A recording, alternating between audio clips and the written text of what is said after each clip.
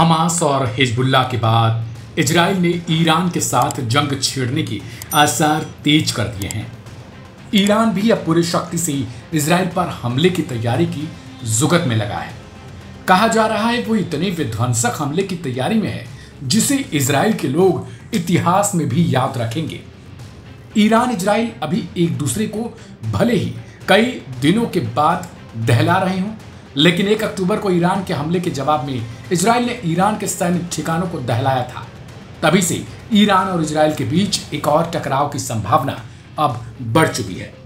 गुरुवार को CNN ने सूत्रों के हवाले से जानकारी दी थी कि ईरान ने इजराइल पर निर्णायक और बेहद विध्वंसक हमले की तैयारी कर ली है। ईरानी सूत्रों की माने तो इजराइल में इतने धमाके और चोट की तैयारी है कि पीढ़ियां तक इसको याद रखेंगी। यह हमला अमेरिका में आगामी 5 नवंबर को होने वाले राष्ट्रपति चुनाव से पहले ही किया जा सकता है। CNN की इसी रिपोर्ट में बताया गया कि एक अज्ञात वरिष्ठ सूत्र के हवाले से कहा जा रहा है कि ईरान अपने क्षेत्र पर इजराइल के हालिया हमले का निर्णायक और दर्दनाक जवाब देने की तैयारी में है। गौर करने वाली बात है कि निर्णायक जैसे शब्द से ही लगता है कि यह हमला कितना भयंकर और विध्वंसकारी होगा। यह हमला संभवतः 5 नवंबर को होने वाले अमेरिकी राष्ट्रपति चुनाव से पहले किया जाएगा। ईरानी हमले से बचने को इजराइल की तैयारी भी जारी है। टाइम्स ऑफ इजराइल की एक रिपोर्ट की माने तो इजराइल जानता है कि ईरान उसके हमले का तगड़ा और माकूल जवाब देगा। इसलिए पिछले हफ्ते में बेंजामिन नेतन्याहू और उनकी कैबिनेट के द्वारा सुरक्षा को लेकर एक अहम और निर्णायक कानून भी पास कर लिया गया, जिसमें मीटिंग के लिए सिर्फ मंत्री ही शामिल किए जाएंगे, न उनके सलाहकार और अन्य।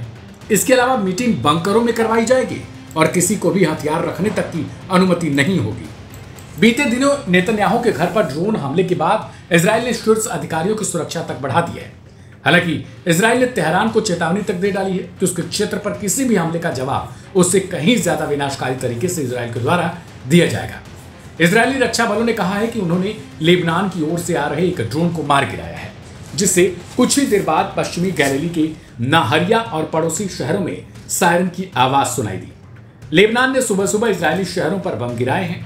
इजरायली सेना ने कहा कि गुरुवार सुबह लेबनान से लगती उसकी सीमा के इलाकों में कुछ मिसाइलें और ड्रोन गिराए गए। हालांकि हमले से इजराइल में कोई हताहत नहीं हुआ।